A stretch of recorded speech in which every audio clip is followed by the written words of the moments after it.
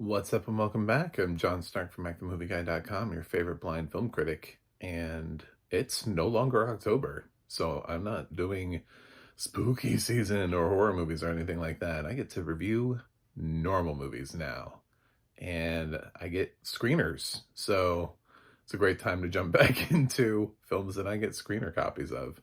This is Our Dad, Danielle, which is a documentary that is headed for VOD, I believe the day that I dropped this video. So, um, I, couple of things to get out of the way. The film does not have audio description, but I'm also not really sure it has a major distributor behind it. So it's not like I can be mad at Warner Brothers, somebody who would know better. Um, and I usually try to take that into consideration with independent filmmakers in terms of knowing and putting audio description on. So, and also with documentaries, it's also like, what is the subject matter? And does it carry in a way that we should all watch it anyway? So we'll see what the grade is. But one of the reasons I was interested in this was sort of like a double, sort of like a double dragon scenario. Not really double dragon. I was thinking a different term, but we'll go with that.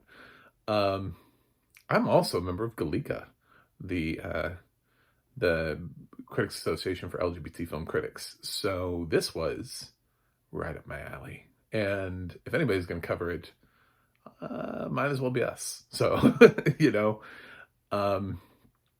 I am diving into Our Dad, Danielle, which is an LGBT-friendly documentary about a trans activist and how her life has gone from the beginnings of where she was before transitioning to where she is now as a lawyer who helps trans people get through the system, the complicated immigration system in this country, and make sure that the courts understand that for some of these people that if they go home they get killed. So they come from countries where stuff like that is not safe.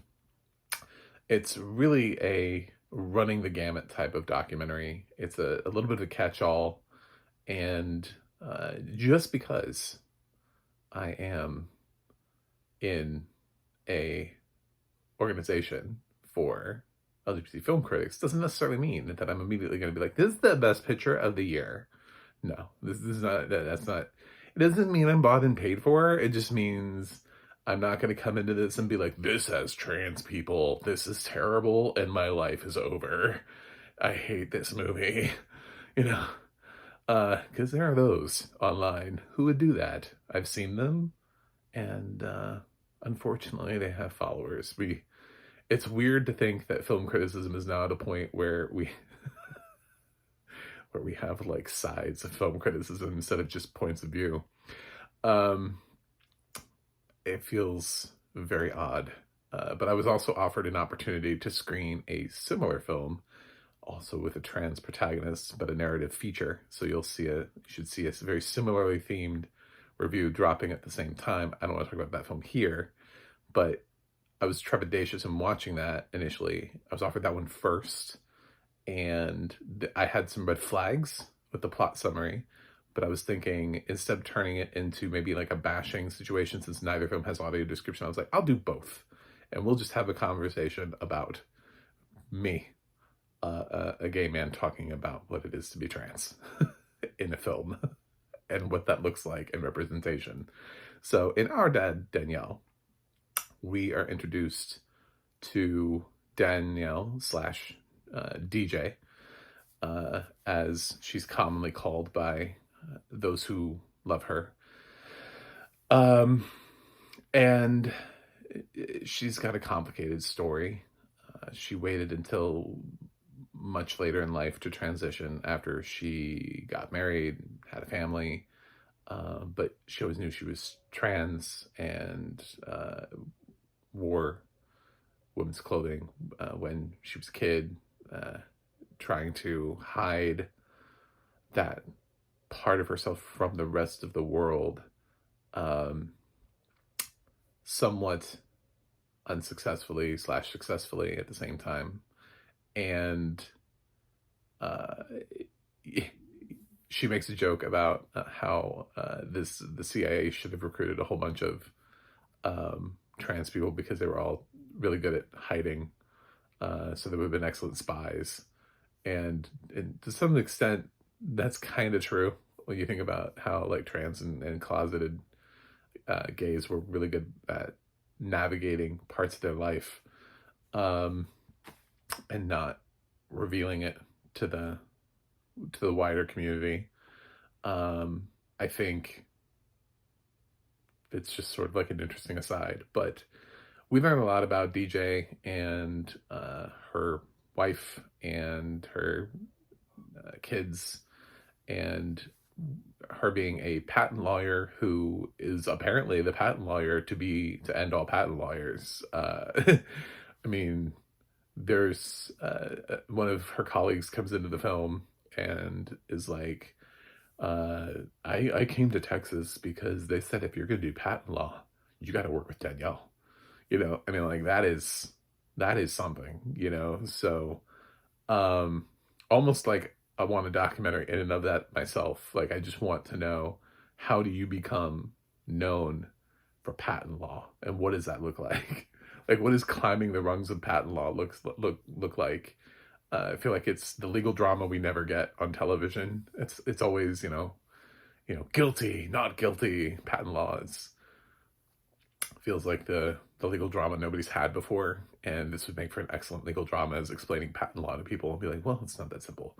It's maybe not as interesting as she did it, but it was Colonel Mustard with the candlestick. But yeah, it seems like it's an interesting aspect of law, and for that to be her strong point, kudos. And it's funny because it's important to know that, because she ends up going sort of like a completely different direction than patent law, and really being an advocate for migrants who have come here, who are trans. She gets pulled in by an advocacy group. Basically, these people, if they don't have a lawyer when they go into court, they have a completely different experience, and we're not required to, because they're not American citizens, we're not required to give them a lawyer. So they just kind of flounder in court, and not everybody speaks English, and so how do they advocate for themselves if they have nobody to really help them navigate the system? Luckily, Danielle gets connected with this one specific Honduran migrant who came here, who has sort of a terrible life story, which was really hard for me to follow because, again, it doesn't have audio description. I'm a blind film critic, and she spoke entirely in Spanish. So I was telling her story. She was telling her story entirely in Spanish, and I was like, I'm like level 23 in Spanish on Duolingo. I've got some words here, but I'm not forming full sentences. This is not necessarily what I felt. I was like, okay, so there's a word I know, and there's another word I know. But putting those words together, what sentence could that mean? Wasn't happening. So occasionally I'd be like, ooh, word. Yeah. So gotta keep plugging along on the Duolingo so that one day I will know what these people are saying in these movies. But her story is translated, and we hear back about her being raped and family threatened, and it's not safe for her to go back, and the way that the police treat trans people in Honduras is not great, and to say the least, that's putting it mildly. I don't know why you chose the term. I suppose there are worse way to treat trans people, considering like in Africa they just straight up kill them. So I think like in some countries it's just like death, like insta death. So it could be worse. So I'll keep not great because I guess maybe there is what are there 7 circles of hell? So I guess like when you're in the fifth of the 7, you're like, well, at least I'm not in 7, you know. I didn't read Inferno. I hope it goes that way and not like 1 is the worst and 7 is the least. Uh, could be the other way around. I am down a rabbit hole. This documentary also included a lot of really interesting things. Like originally, DJ wanted to make it a sitcom out of her life, so she hired people to come and do a sitcom, and she was going to play herself. And I'm sitting here like, I can't find anybody to even like edit my YouTube videos. And this patent lawyer knows people who are going to come in and make a sitcom? Like, what? I was a little jealous, but they decided not to go the sitcom route with her life and instead make a documentary. And that's why we got what we got, and the story that we got, and the navigating of Danielle's life, and really the specifics, spending a lot of time with DJ and talking about times when she felt like she needed to tell somebody, talk to her therapist for the first time, and she was like, this is the first time I ever said it out loud, first time she ever went out in women's clothing in public with a friend, when her wife found out, when at least one of her daughters found out. That story is told. So we find out sort of all these major moments in her life throughout the course of the documentary. And it really does feel like an honest representation of a single person's life. Does that mean that this is the best movie I've seen this year? No, it does not. To be honest, Our Dad, Danielle feels like the kind of movie that hasn't gotten studio distribution because it's not polished well enough. Some of the edits were a little weird. It feels more like it's a first-time filmmaker and like an early filmmaker getting their feet wet. Not really sure what to include, so they just kind of include everything, which means the narrative just kind of meanders. It's not the worst thing ever, because it's at the end of the day, it is kind of all about Danielle. Could have meandered more, and suddenly it was about somebody else, and then it was about another person, and just tangentially moving on until suddenly you're like, where did Danielle go? But I did think it was odd that the documentaries, that somebody watched this, because I don't think most people don't title something and then go from there. We're gonna make a documentary called Our Dad, Danielle, and go. It's not told from the kid's perspective, so it's weird that it's Our Dad, Danielle instead of something else, because Our Dad, Danielle makes it sound like that maybe one of DJ's kids is making the movie. I didn't get that from this. And if anything, the daughter who's featured prominently is with her story. I love how she's like, I don't know, I had the window open. Maybe I was smoking weed. I was like, you're great. She's just like really honest. She's like, I have no reason to lie. This is my documentary. Like, I will say my truth and live it. So, yeah, that's something to think about, is the fact that I was like, what is this Our Dad, Danielle? And the other thing is sort of billing it in a way where the trans rights activists angle of it, right? And I think that felt like, when are we getting to that? I felt like there was so much to learn about DJ that by the time we got there, I was like, oh, we're here now. I thought it was going to be more. It's sort of like if you were watching like RBJ, and then like you're like, when are they going to mention that she's in the Supreme Court? You're just sitting there the whole time going like, all of this is really neat about RBJ, but I came for the Supreme Court stuff also. Like, and I was really interested in knowing Danielle's work as a trans activist. And I kind of feel like that got dabbled. Now, it's possible, and this is one of the disadvantages of being a blind film critic with no audio description, is the fact that sometimes text pops up on the screen.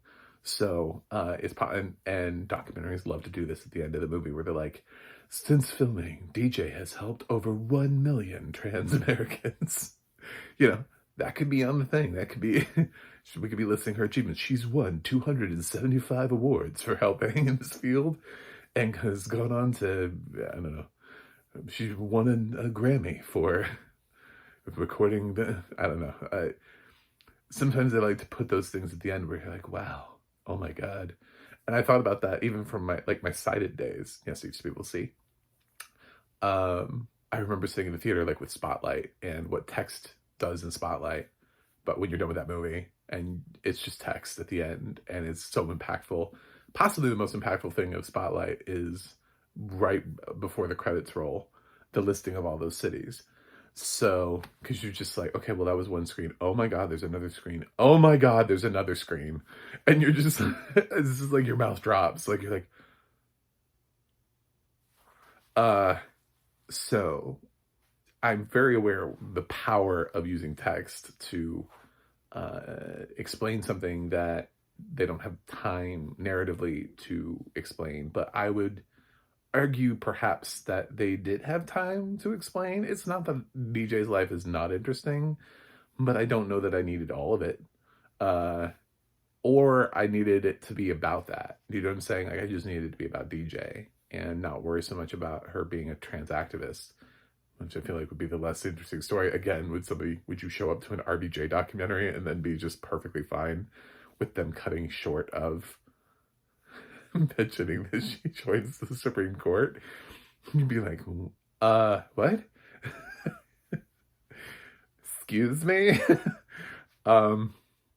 So the really powerful moment here is that what DJ has turned and used her powers for good.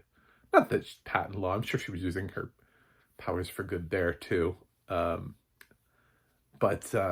using her powers for to help other trans people navigate the system. I don't want to spoil like the whole thing because I do want you guys to watch it, but there are like some really sort of interesting nuanced things throughout the film. It's not all as black and white as what I'm saying, but I have to give you sort of like a cursory reason for why I am grading the things and why I'm saying the things that I do. So that's sort of my initial thought of the film. If I were to say my blind perspective on the film,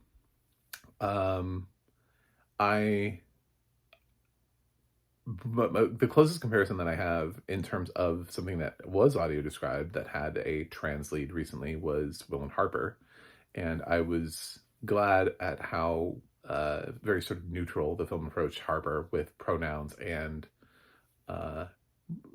description. And because I think there's a certain amount of with people who will watch this sort of thing, and we run into this. I run into this with people who even consider themselves an ally, and it's that idea of like, oh, well, that's unfortunate, you know, like, why is it unfortunate? Oh, well, I mean, she doesn't really like look like a female. She just kind of like, for some reason, like being trans has something to do with being born in a way that would make you resemble a female. And then you were like, oh, well, I'm almost there, so I'm just going to finish off. God got really close. So that's what that is. That's not what that is. I have plenty of trans friends, and some of them surprised the hell out of me when they were like, I'm going to transition. And I was like, what? Like, for me, I think about that and I'm like, it would be a lot for me. I don't really have a feminine bone in my body. So if to try to put myself in that position, I can't fully understand what that is, to have to try to have that shared experience. So when I see people who sort of look like me, who have maybe like similar body types, I'm always just like, oh, well, great, good for you. Like I think, thank you for bringing me in on your journey and being willing to tell me. But I am surprised. But that's where it ends. That's where the surprise ends. I don't continue to go, it's really unfortunate. I just wish that they. So I think with the audio description, you don't have anybody who's trying to like figure out how to describe DJ in a way that, could be cringy. Will and Harper did it really well. And it's like, I don't need to know the sort of pose tackles as a series, what it's calling like passability. And I don't need that. So I'm glad that doesn't exist here. I'm always worried. I've seen other films described, earlier films, before I think trans really had a thing, where some of the audio description is a little cringy. Wasn't a huge fan of Midnight Cowboy, for example, and how they just kept referring to the effeminate man. And I was like, God, I wish this character had a name. Certain things like that can be kind of cringy if people don't know what to do with it in audio description, if they're not given enough information, enough context. So there's that side of the story. But the other side of the story is, I'm always also presented with a lot of voices coming from a lot of different angles, and trying to remember who's speaking to who is a little bit of a mess. So audio description sort of replaces facial recognition. Now, I will say that because DJ spoke so much in this film, it was easy to follow DJ's voice. But beyond that, I was guessing at times. I was like, I don't know which one that is. I think that's one of the friends. Oh no, that's the wife. Is that the friend? Trying to track the different voices through here. It did kind of help when the Honduran popped up and suddenly somebody was speaking completely different languages. Like, I can follow you now. Thank you. I have no idea what you're saying, but I can track that voice. So that's another part of audio description, is by giving us names throughout the course of the film. Generally, it fills in place of what sided people, when I was cited and when you were cited. We rely on facial recognition. Believe it or not, way more than you think, because you can go through an entire day and not ever hear somebody's name, and you'll be like, oh, that guy, I know that guy, I saw him over there. I don't know what his name is, but and we don't have that. We have trying to memorize what everybody's voices sound like, and then realizing how close some people are, and you're like, oh my God, that's those two people. Of course they have to have similar voices. So I always appreciate sort of unique voices, or when somebody just sort of stands out. I have no idea what any of the locations look like, or where they were shooting and that kind of stuff. I mean, just some of that stuff is lost, but in terms of this is really just kind of like a story anyway, where the person is telling me. And since I'm going down the rabbit hole of things that don't have audio description, I decided there was something in this film that was brought up. And if in case you haven't guessed the kind of critic that I am at this point, I am absolutely that critic. I am that basic bitch, and I am absolutely gonna do it.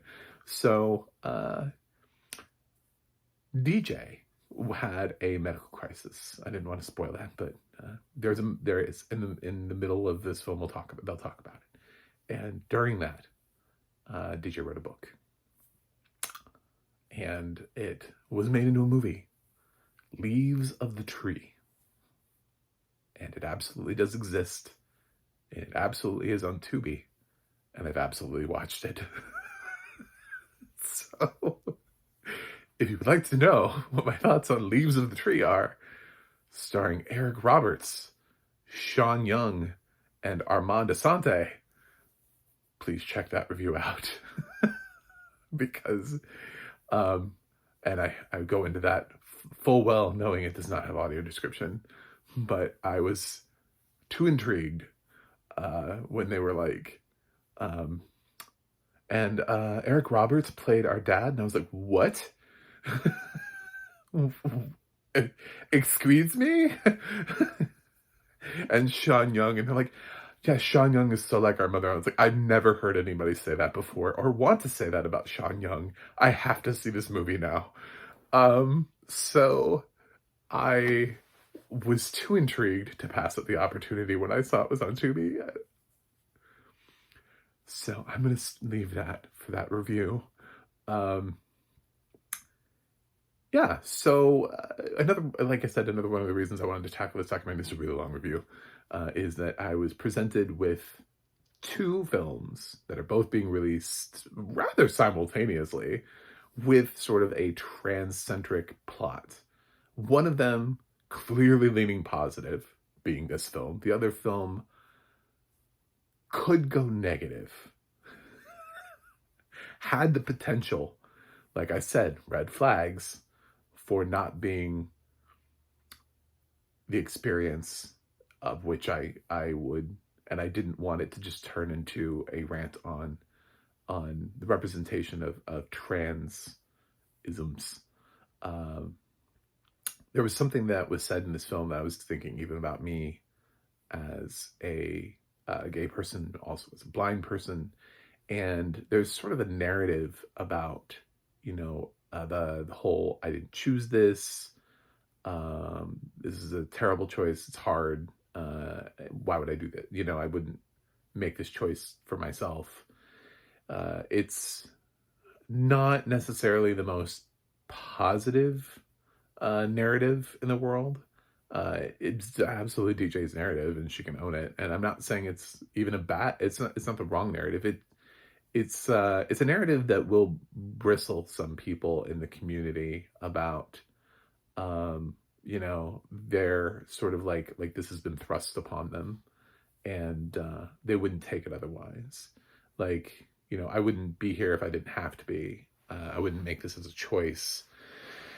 And it even made me think about another documentary that I've seen recently, called Patrice the Movie, which is about a disabled person who, in her experience, she's talking about going to school for the first time, and that was the first time that she knew that she was disabled. There was something wrong with her. Was when society thrust that upon her.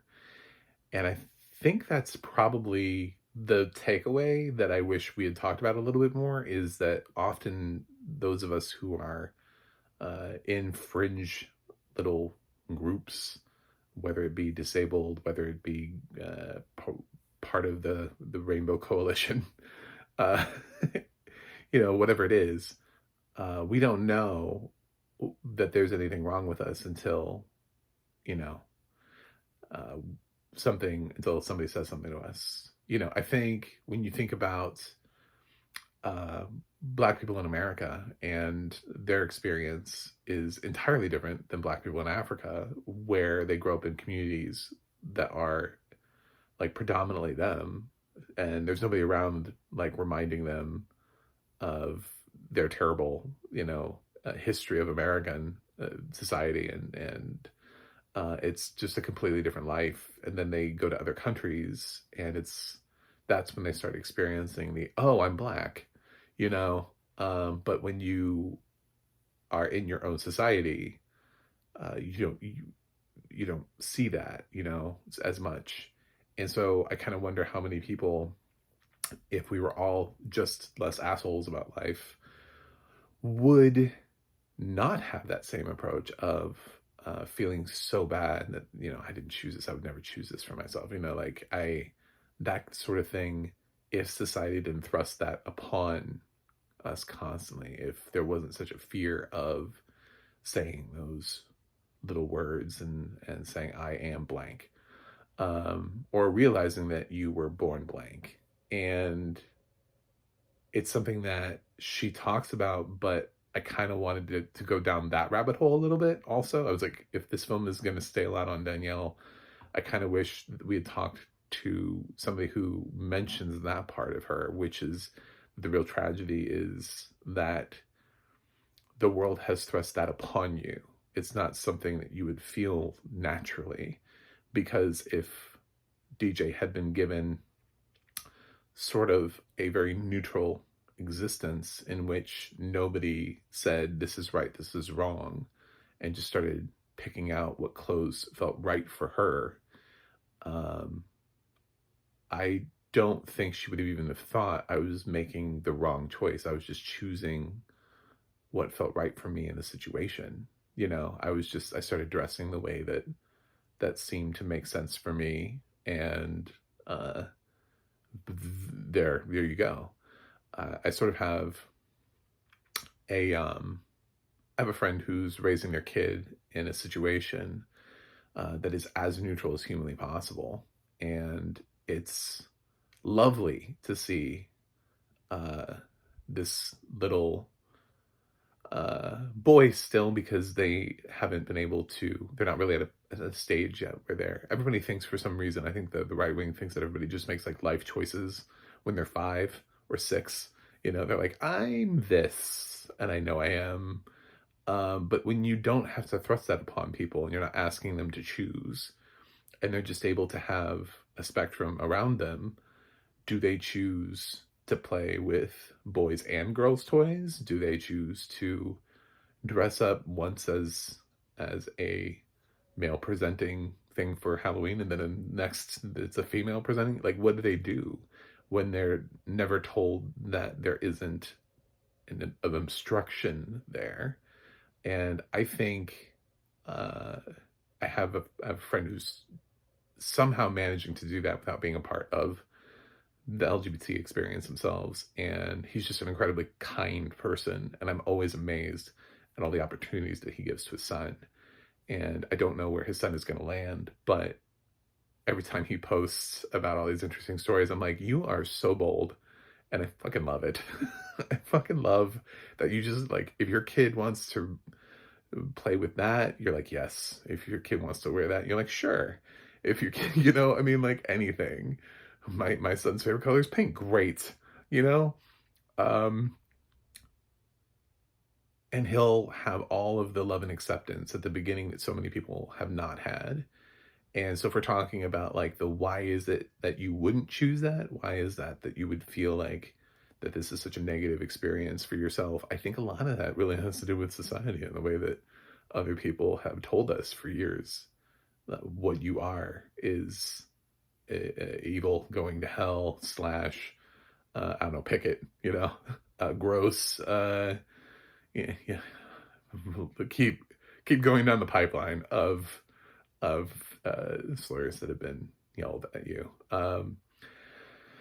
So, and yeah, I get it. You know, I didn't like walk out of walk into gayness as soon as I figured it out and went.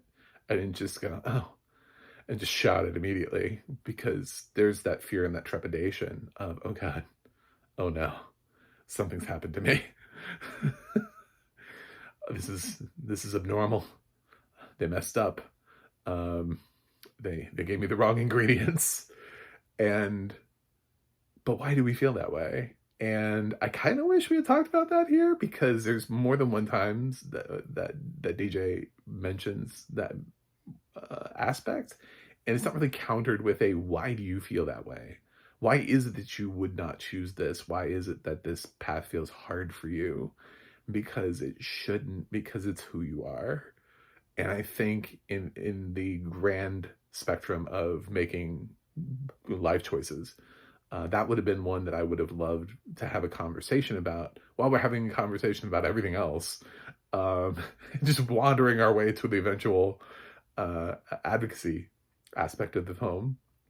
I would have loved to, for somebody to just sit down, maybe her therapist.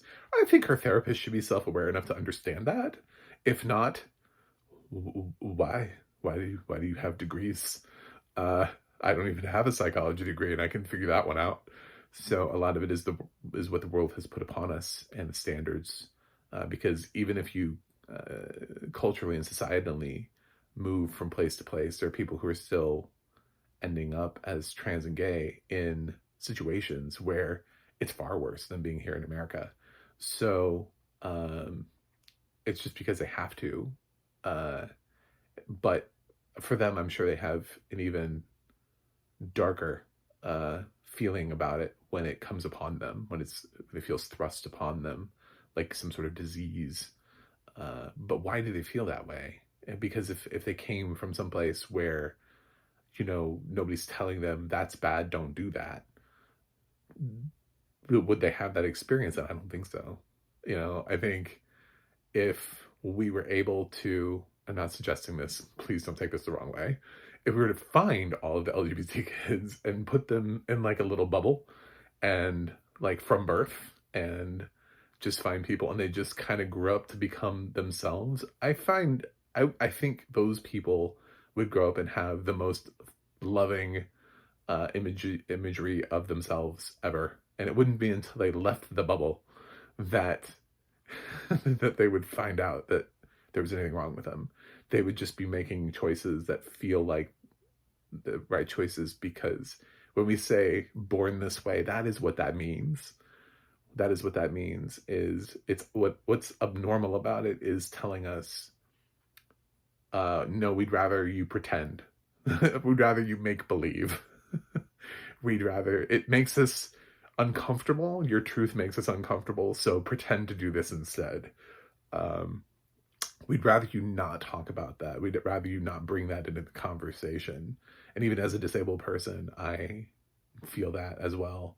And what's interesting about being disabled is, as blind people, there are people who absolutely, because it's their perspective, they are all about fighting ableism. They're all about like, I love my blindness, and if somebody offered me sight, I wouldn't take it, and I've 100% encountered that. And for them to have that kind of strength and power and is just kind of amazing, to come out of a perspective where the whole world could be telling them, oh, poor you.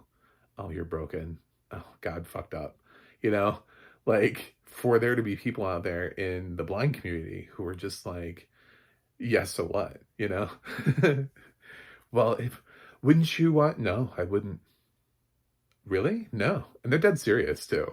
There are people out there, and I think it's great. And I don't know how they got there, but good for them. And there's just not enough of that in the LGBT community. And I'm hoping maybe with people like my friend who are raising their kids in the right way, that there will be more people who have more of that self-love early on and don't end up feeling like they would say things like, I would never choose this, like I would never choose this life for myself. I would much rather choose the easier path of being, a man / straight / whatever, like the road persistently taken by many. So our road is fabulous, by the way, so forget. Anyway, sorry this got real, but it did. So our dad, Danielle, I was gonna say DJ. Damn you for using two different names.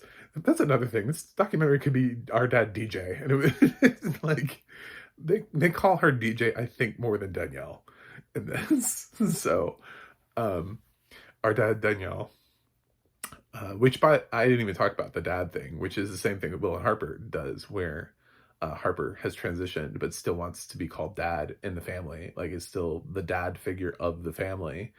And I don't have a problem with that. I mean, I don't know if anybody does, but I just think that's interesting to see two documentaries sort of like within a month of each other, where you have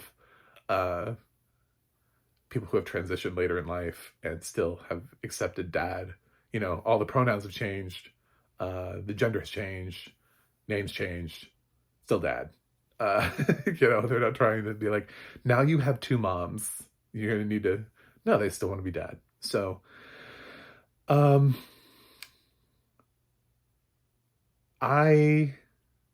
gonna grade. I don't think that it's negative. I'm not going to thrust negativity upon it by saying that it's unwatchable because it doesn't have audio description. It is watchable. However, I would say not fully, because you would have to be bilingual to really get the experience. For those people who are, if you're blind and you're going to try to watch this and get the full experience out of it, you really do need to be able to speak two languages.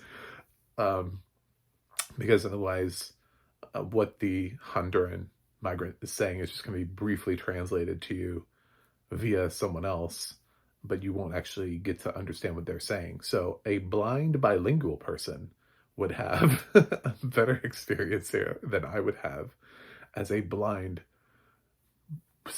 single language Duolingo user. I don't know how to say that. But overall, I think it's an interesting documentary. It's not that bad of a sort of a freshman effort. It does feel like it's kind of a starter film for a filmmaker, but it's not bad. I just would have made a couple different choices and tried to focus more on the cool thing, you know. Erin Brockovich, her life was great, but you got to get to the stuff about the water, you know. There's certain things, and it's like I just really want to know about trans rights more and the activism, and I felt like that was like, ooh, crap, we're running out of time. You know, we got to get that in there. So that's maybe the only reason why I'm lowering the grade at all here is I wanted more, which is a good thing to say that you want more of something. So I'm going to give Our Dad Danielle a B+, which is still sort of an endorsement and pretty high for a film that doesn't have audio description, I should say. Yes, I've given higher. So if you go through my filmography, you'll eventually find a film that has audio description where I'm like, Lakota Nation versus United States, for example, I thought was powerful, and I did give that an A. I don't usually grade things that don't have audio description, but I do here now with this. I wanted to talk about that. So long ass review, but I don't think anybody else is reviewing this. So if anybody's going to talk about it, I might as well talk about it. I might as well do it at length. So we'll see if anybody else dares post reviews. This is why more people should subscribe to smaller YouTubers, because we don't mind doing this. The ones that get to the 2 million do it by chasing clout and by doing clickbait and only doing whatever's number one at the box office. If you tried to send this to the top 10 YouTube film critics, none of them would touch this. You could pay them and they wouldn't touch this. Because they would know that the views wouldn't be worth whatever you're paying them. So the views would be too low. This is such a niche documentary that it would never get them their million views that they require for their videos. So I don't mind. 5 people watched this, fuck it, whatever. 5 people watched it, and that means 5 people now know about a film they didn't know about before they watched the video. So like and subscribe, and I'll see you guys on the other side.